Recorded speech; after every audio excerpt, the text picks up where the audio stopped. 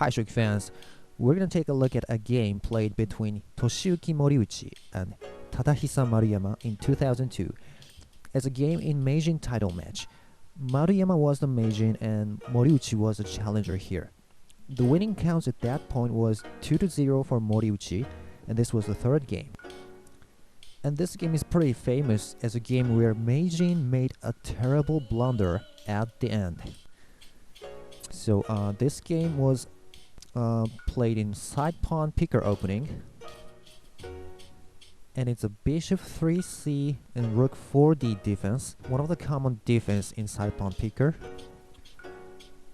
And white extends his fifth file pawn, one of the common strategies against central house.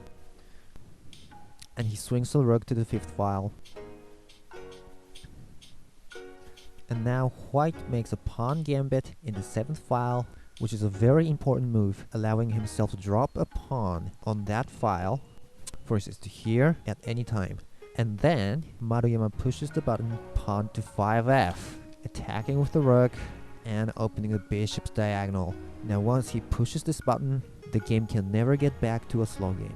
And actually at this position, Moriuchi decided to block the bishop's diagonal by pushing the pawn to 6f, a very defensive move. Maybe he was realizing that the situation was already a bit bad for him. Now white goes ahead and takes the pawn, silver right takes, and a very interesting attack. Pawn drop to 2e, and Moriuchi wanted to keep his rook on f rank, but here Maruyama makes a powerful attack. He abandoned his rook, taking the silver on 5g. Wow, a surprising move.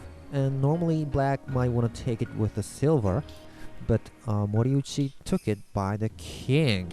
Well, it looks a bit dangerous, and the reason white abandoned his rook is he has a good silver drop in his next move. It's silver drop to 4e, capturing the rook.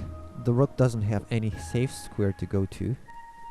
And if you look at how the king's defenses are, black's camp has a structure that is a bit vulnerable to rook drop in the camp.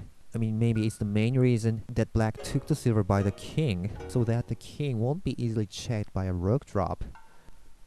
And on the other hand, white's castle, which is called Nakahara's king, is pretty strong against a rook drop in the camp. So exchanging the rooks is a very good idea for Maruyama. Now black drops the rook to white's camp, but well, because of this pawn gambit on the 7th file, he can drop a pawn to 7a, a bottom pawn. You see, bottom pawn is a very strong defense. And remember, this pawn is going to be the key piece in this game. Now black moves the knight over to 7g, threatening this pawn push, and white takes the rook and makes an interesting pawn drop. Moriuchi decided not to take it, but now white's bishop can come to this very nice square, 5e.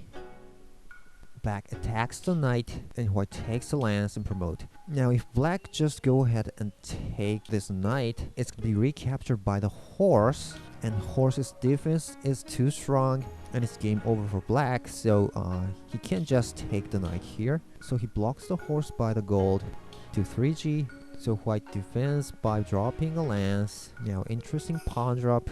White didn't take it, so black cleared off a couple of pieces here, and dangling pawn to 5d, a very good attack, but white abandoned his pawn here and protected the 5c square. Now black plays knight to 6e. Well, I think white could just take it, but for some reason Maruyama didn't do that. Maybe he didn't want this bishop diagonal to be open, so he dropped a rook to 7e.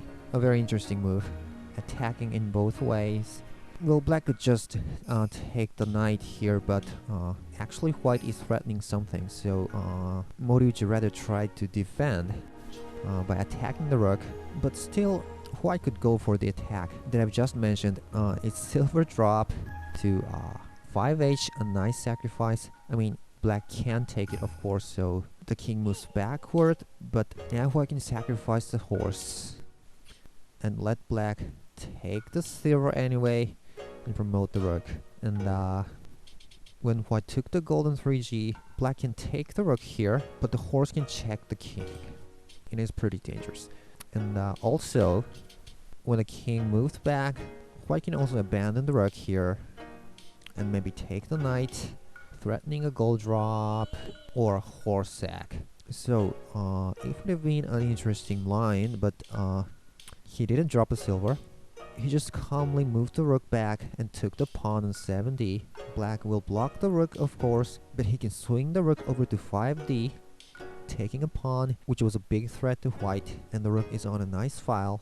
Moriuchi makes an interesting pawn drop. The rook doesn't want to go too near to the opponent's pieces, and knight takes 7c, and knight drop to 5d, again a big threat to the king. White defends by the silver drop, dragon goes in, knight fork, takes the pawn, and then takes the gold. And here white makes a very good move. You see it? It's a horse sacrifice. Horse to 3g, taking knight, silver takes, but then the rook can promote to 4g and check. Knight block, and the dragon won't take this silver. I mean, he can't take it, and he just goes for the king. Knight drop to 4e. Now Moriuchi makes a very interesting move. Silver moves to 4h, attacking a dragon. Well, it's kind of a trap. If the dragon were to take it, bishop drop, game over. But a Meijin won't be trapped with something like that.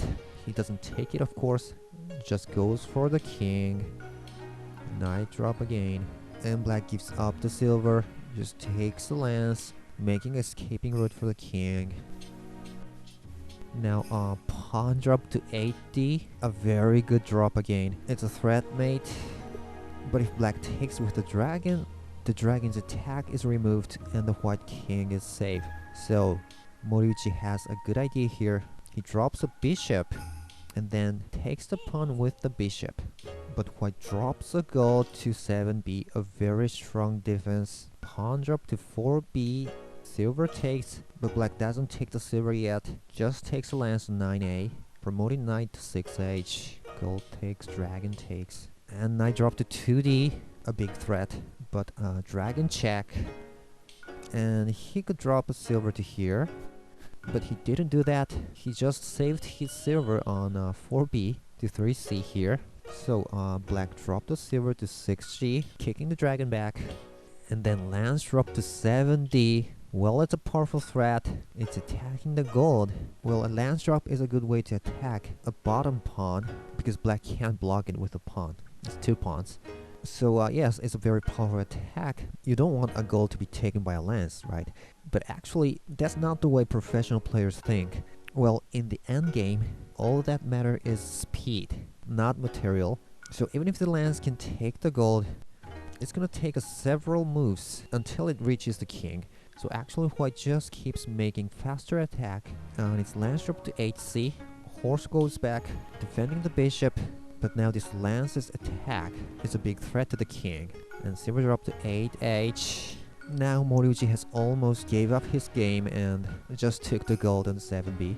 But well, the white king is not in a threat maze, so white's best move here, which we thought Maruyama was gonna play, was silver takes the bishop, horse has to take it.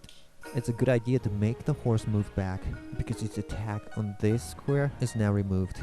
But actually black got a silver now, so to tell you the truth, white king is now in a threat mate, starting from this silver drop to 4b. But well, even so, white can keep attacking with gold drop and bishop check here. And if black tries to keep these pieces in hand, white has a very good move here.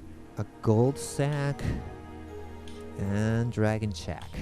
Black tries to kick the dragon back, but silver check, simultaneously removing the threat mate, and abandons the dragon, and almost a brink mate. So white has won the game. A Meijin could be able to read all that moves, but Maruyama didn't go into that line.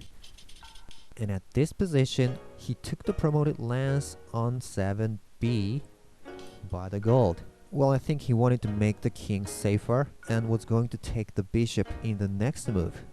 But actually, this move is a terrible blunder, because instead of making a threat mate to black's king, he made a threat mate to his own king. Oh no. We all knew gold to 7b was a blunder, and he wasn't gonna do that.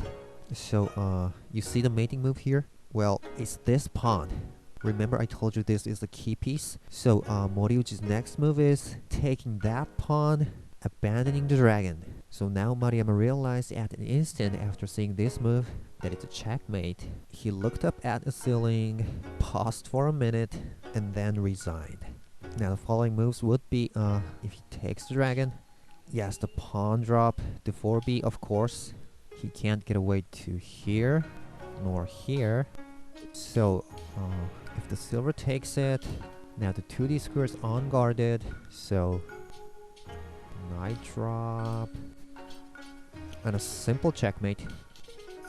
And if he takes by the gold, knight has to take it with a king, but gold drop, checkmate. It's very rare to see this kind of terrible blunder in a title match. So hope you enjoyed the video and see you next time.